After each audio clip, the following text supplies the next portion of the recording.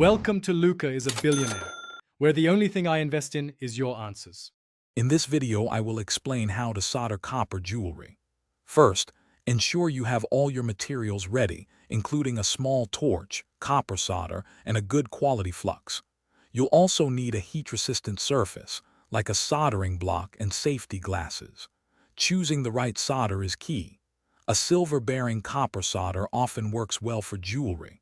Always work in a well-ventilated area to ensure your safety. Before you begin heating, proper preparation is crucial for a strong joint.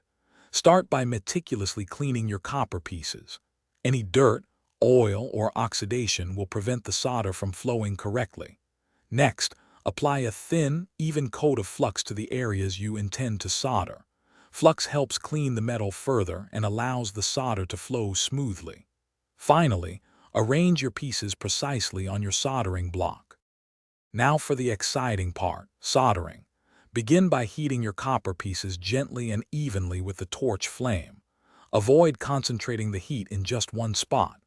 Once the copper reaches the correct temperature, which is usually a dull red glow, touch the solder to the joint. The solder should melt and flow quickly into the seam. Remove the heat as soon as the solder flows completely, creating a smooth, shiny connection. After soldering, allow your piece to cool slightly, then quench it in water or a pickle solution to remove any remaining flux. This step also helps clean the copper. Carefully inspect your newly soldered joint to ensure it is strong and complete.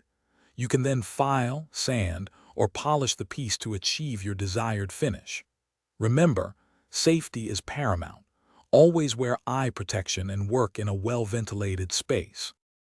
Thanks for watching and please subscribe. It's the best investment you'll ever make.